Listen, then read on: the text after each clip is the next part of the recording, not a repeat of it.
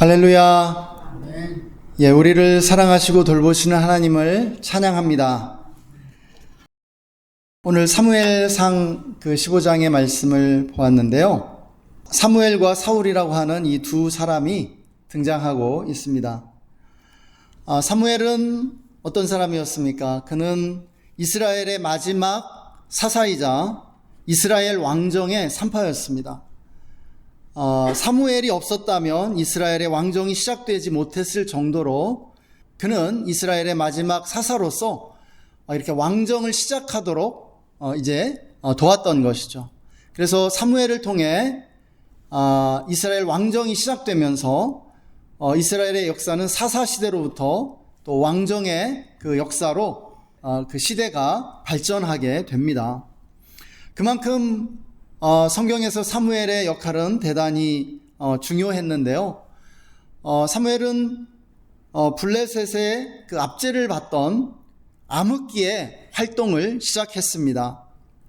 그의 생애는 어두운 이스라엘의 역사에 빛을 비추고 이스라엘을 블레셋의 압제로부터 해방시켜 나가는 그러한 과정이었다고 해도 과언이 아닙니다. 그런데 그가 늙었을 때 위기가 이제 찾아오게 되죠.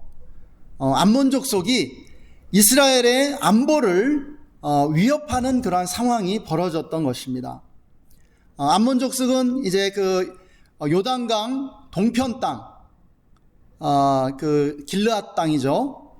르우벤 지파와 갓 지파, 므낫세 반 지파가 차지하고 있던 이 요단 이 동편 땅을 자기네 땅이라고 그렇게 주장하면서 반환을 요구해 왔습니다. 이러한 안보상의 그 위기가 발생하자 이스라엘 지파들이 사무엘에게 왕을 세워달라고 요청하게 됩니다. 사무엘은 위대한 지도자였지만 이미 늙은 데다가 그는 영적인 지도자였던 것이죠. 종교적인 지도자였던 것이죠. 백성들은 이제 젊고 자기들 대신에 외부의 적과 싸워줄 그러한 군사적이고 정치적인 그러한 지도자를 세워달라고 요구하고 있었던 것입니다. 사무엘은 처음에는 백성들의 왕정 설립 요구를 싫어하고 거절합니다. 왜냐하면 이스라엘은 하나님이 왕으로 다스리시는 신정 국가였기 때문입니다.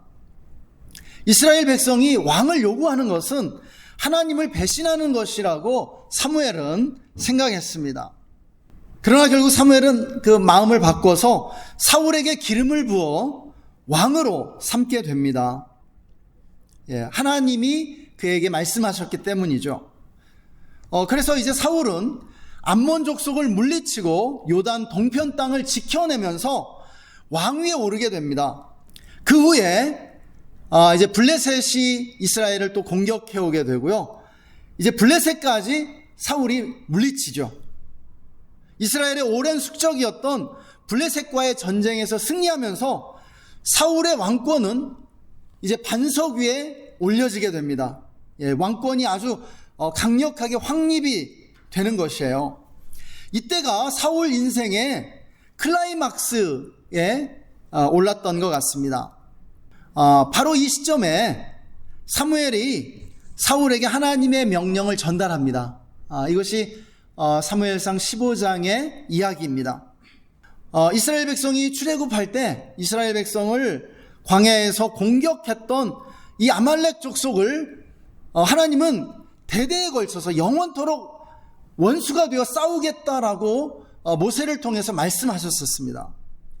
그런데 이제 사울 왕에게 이제 그 죄인 아말렉 족속을 공격해서 진멸하라고 말씀하시는 것이죠. 그래서 사울이 이제 아말렉 족속을 공격하는데요. 아말렉 족속을 압도적인 전력으로 그냥 쓸어버립니다. 그러나 사울은 하나님의 명령대로 아말렉 족속을 온전히 진멸시키지 않고요. 아말렉의 왕인 아각을 살려두기까지 합니다.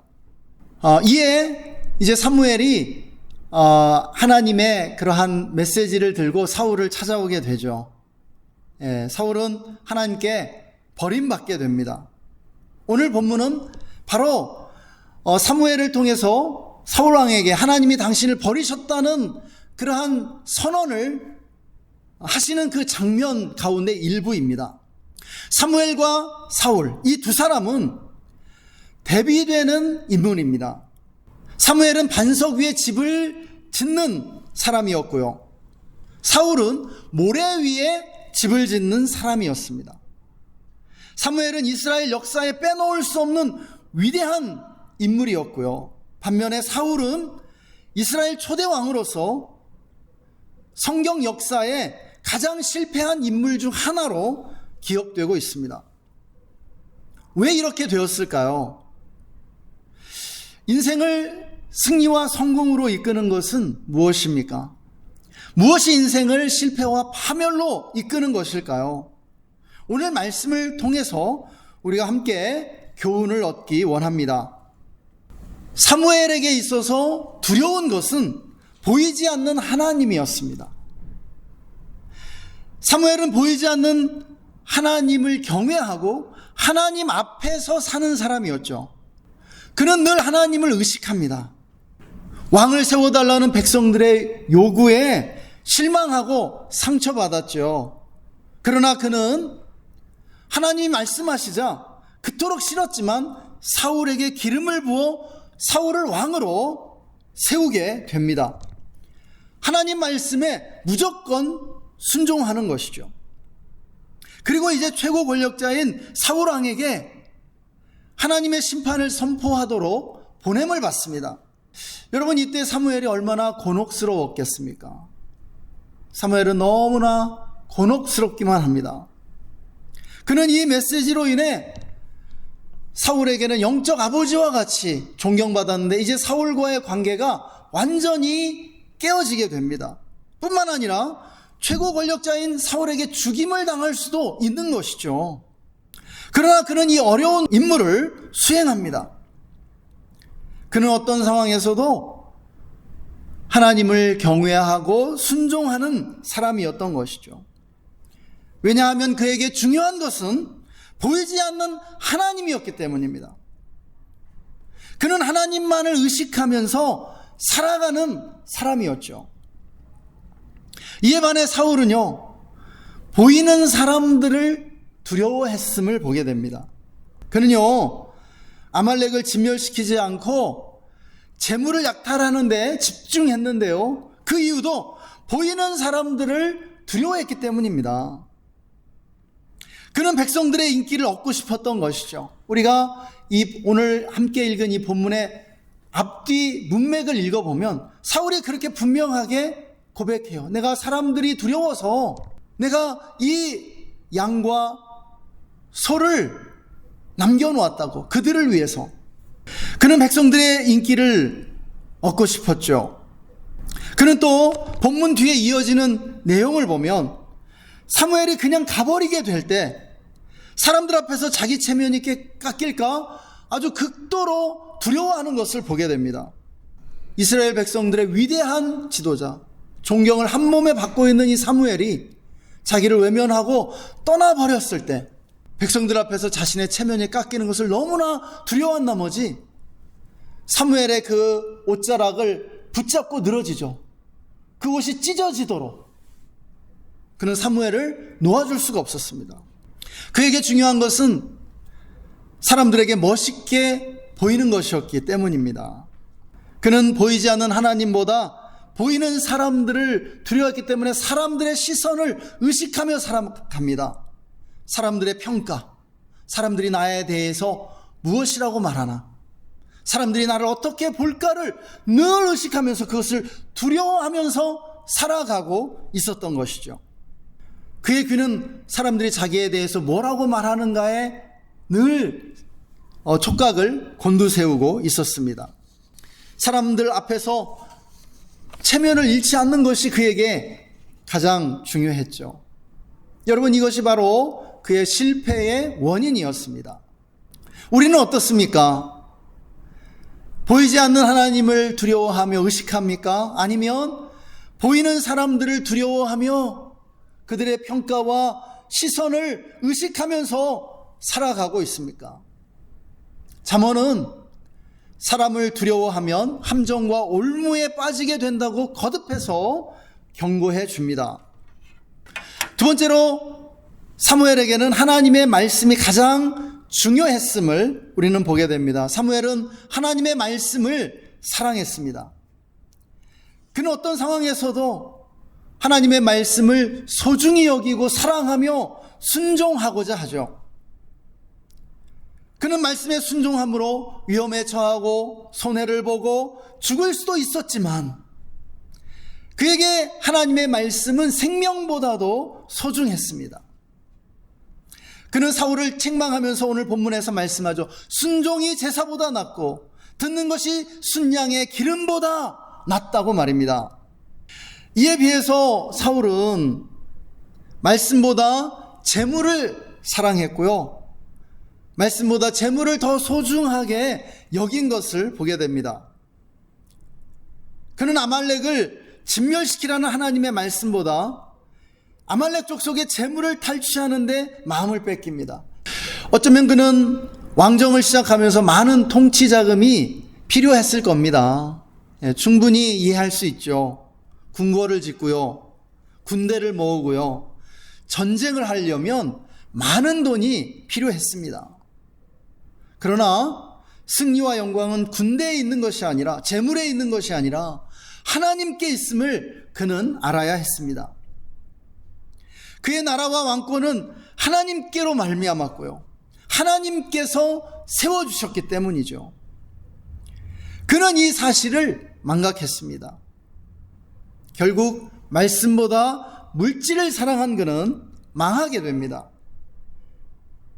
사랑하는 여러분, 하나님의 말씀은 우리를 절대로 배신하지 않지만 물질은 우리를 반드시 배신한다는 사실을 기억하시기 바랍니다. 마지막으로 사무엘은 겸손한 사람이었죠. 사실 이스라엘에서 사무엘보다 높은 사람은 없었습니다. 그는 이스라엘 왕정의 산파였고요, 사울 왕에게는 사울 왕을 왕으로 세워준 그런 영적인 아버지와 같은 존재였죠. 그러나 그는 자신의 한계를 분명히 알았고요, 하나님 앞에서 자신을 끊임없이 낮추는 사람이었습니다. 그는 하나님의 말씀을 있는 그대로 전함으로 자신의 겸손함을 나타내죠. 그는 하나님의 말씀이라면 무조건 순종했습니다. 왜냐하면 겸손했기 때문이에요. 겸손은 존귀의 앞잡이입니다. 그러므로 그의 이름은 하늘의 별과 같이 영원토록 빛나게 되었습니다. 사무엘의 이름은 영화롭게 되었죠. 반면에 교만으로 망한 사람이 사울입니다. 그는 교만했기에 현실을 있는 그대로 보지 못했고요, 자신의 한계를 바로 알지 못했죠. 그 결과 하나님의 명령을 무시하고 자기 마음대로 행동해 버립니다. 그는 자기가 똑똑하다고 생각하죠.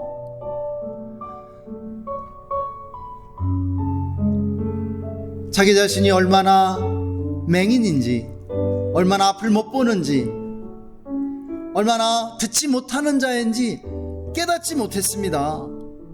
교만했기 때문이에요.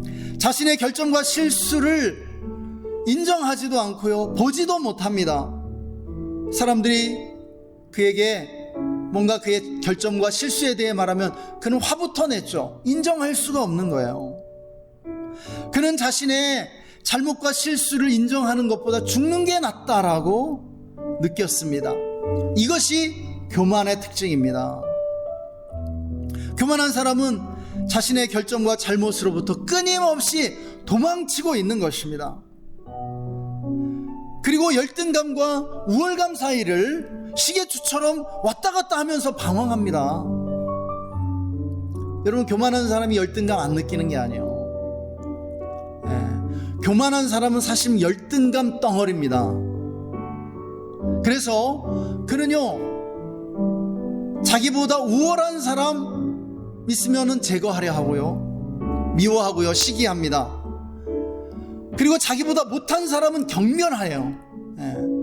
자기보다 좀 못났다고, 자기보다 좀 덜 떨어졌다고 생각하는 사람은 굉장히 멸시하고 무시합니다.